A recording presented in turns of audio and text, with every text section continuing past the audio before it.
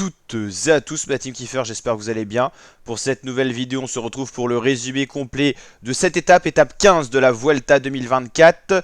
142,9 km au programme, d'une véritable très belle étape de montagne pour ce dimanche 1er septembre 2024. Enchaînement de cols assez impressionnant avec l'alto de la Coladiella, première difficulté de la journée en première catégorie, l'alto de Santo Emiliano en troisième catégorie, l'alto de la Coladiella et la fameuse arrivée au Quito Negro avec un point culminant à 1847 mètres d'altitude pour cette étape avec une ascension finale classée hors catégorie. Qu'est-ce qui se passe? On a une échappée, voici cette échappée qui a 2 minutes 36 d'avance à 38 km de l'arrivée. Déjà un tri s'est réalisé dans les différentes ascensions parcourues. Dans cette échappée on retrouve Jevine et Pavel Sivakov, le français de la UAE. On retrouve également Alexander Vlasov. On retrouve Bruno Amirail pour la Decathlon AG2R. Les deux Groupama FDJ, c'est Quentin Paché, le français, Stéphane Kung. Et on a également Pavel Castrillo pour la petite équipe Kern Pharma. Ça roule bien, c'est surtout les UAE qui roulent. Les autres coureurs ne veulent pas rouler, tout simplement parce que Pavel Sivakov est en train de se replacer au général. Bruno Amirail va pas rouler. Il a Ben O'Connor dans le peloton.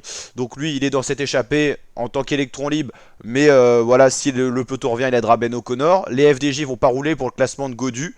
Le petit coureur Pavel Castrillo, lui, pourrait rouler pour la petite équipe Kern qui joue pas le général, mais il se préserve.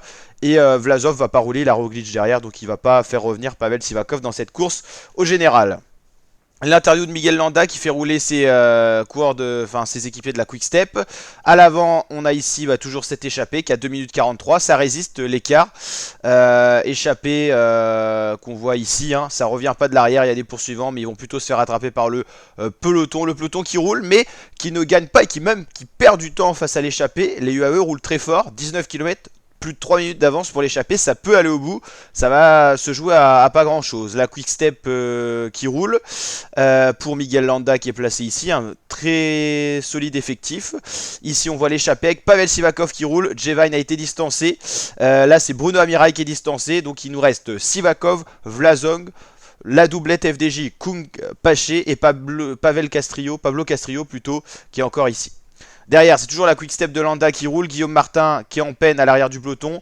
Toujours cette responsabilité du peloton tenue par les hommes de Miguel Landa qui va peut-être renverser la hiérarchie au général. Et à l'avant, Pavel Sivakov qui résiste. Il est tout seul à rouler face au peloton et il maintient son écart. Il fait plus que lutter, 3 minutes 05. Impressionnant. Pavel Sivakov qui fait sauter les coureurs de l'échappée un par un. C'est Stéphane Kung ici qui décroche. Henrik Mas qui a l'air plutôt pas mal. Dans l'échappée, ça continue à exploser. Pavel Sivakov fait sauter également Quentin Paché. Qui peut suivre Pavel Sivakov? Seulement Alexander Vlasov, le coureur de la Borans Greux. Et pour la Kern Pharma, c'est Pablo Castrillo qui a déjà gagné une étape sur cette Vuelta 2024. 2 minutes 48, ça fléchit un peu l'écart, le peloton qui roule derrière. Il reste plus grand monde dans ce peloton. Lipovic, Godu, Yates, Skelmose, Rodriguez, Roglic, Mas, les principaux favoris sont là. Sepp Kuss aussi, Quentin Paché se fait reprendre par le peloton. 2 minutes 12, ça y est, l'écart flanchit, mais il reste 6 km. Est-ce que ces hommes-là vont arriver à aller au bout? C'est Pablo Castrillo qui décide de lancer les offensives à la tête de la course. Celui qui a déjà gagné une étape, il a la confiance, il attaque le tempo de Sivakov. Pablo Castrillo est parti tout seul, il a pris 15 secondes sur cette attaque. Il reste encore des pourcentages à 24%, ça va être dur d'aller au bout, mais il y croit le coureur espagnol. Derrière c'est Roglic qui lance les hostilités, il fait sauter tout le monde. Il a eu une très belle rampe de lancement avec l'allemand Lipovic, Roglic qui est parti et devant c'est toujours Pablo Castrillo qui voit le retour de Alexander Vlasov. Sivakov est distancé cette fois, ça va se jouer entre Castrillo et Sivakov dans le brouillard. Roglic avait attaqué mais il s'est fait rattraper par Henrik Mas et Henrik Mas c'est la silhouette que vous voyez dans le brouillard qui a amené la fin de cette étape. En tout cas à l'avant, pour le coureur de la Kern Pharma, ça rattaque. Castrillo décide de rattaquer Vlasov. Ça va se jouer à rien. Castrillo dans le brouillard qui va s'imposer pour cette deuxième victoire d'étape pour lui sur cette Vuelta. Il a été héroïque, le jeune espagnol, qui ira normalement l'année prochaine dans les rangs de la Ineos. En tout cas, 2 victoires d'étape pour le moment en 2 semaines sur cette Vuelta. C'est peut-être pas terminé. Lui qui donne rendez-vous en tout cas avec un très bel avenir de cycliste, je pense. Vlasov fait 2, il a craqué dans le final, il finit à 13 secondes. Sivakov termine totalement cuit à 30 secondes. Il a été le seul à rouler quasiment pendant toute l'ascension, donc c'est normal qu'il ne pouvait pas gagner, ou alors là, il aurait fallu qu'il soit monstrueux. Enric Mas va finir un tout petit peu devant Primoz Roglic. En fait, Roglic va revenir au tempo, à l'expérience. Et Ben O'Connor a lâché dans le groupe maillot rouge. Elle va justement aller voir le classement de l'étape. Pablo Castrillo s'impose donc devant Alexander Vlasov, Pavel Sivakov, premier français et troisième de cette étape. Voilà, les trois rescapés de l'échappée, c'est les trois premiers. Ensuite, c'est le peloton des favoris qui est Enric Mas qui arrive au final dans le même temps que Roglic. Il n'y aura rien de repris par Mas sur Roglic.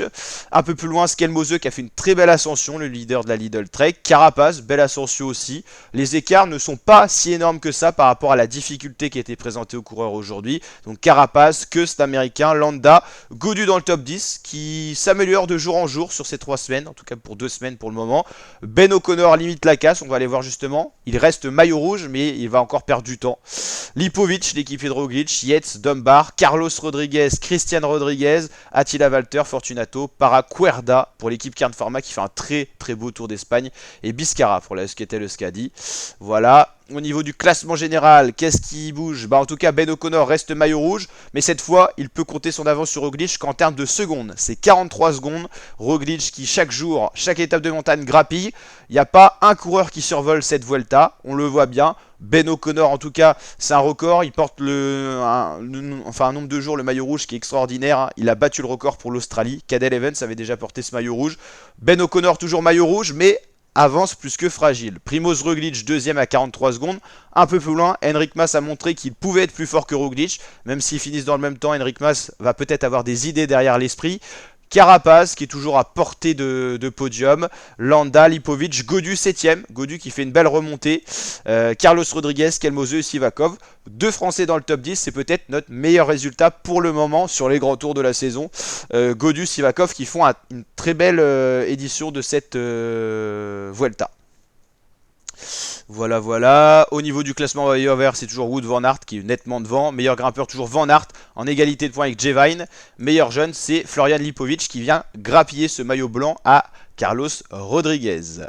Et meilleure équipe, c'est UAE devant Red Bull et Decathlon G2R La Mondiale Team. Le lundi, ça sera donc la fameuse et traditionnelle journée de repos à Oviedo. Et ensuite, on partira pour la 3e semaine de course qu'on suivra sur la chaîne YouTube. Donc n'hésitez pas à rejoindre en vous abonnant. Ça sera une étape dès mardi de montagne où on aura peut-être un changement de maillot rouge. En tout cas, chaque jour, Roglic reprend du temps.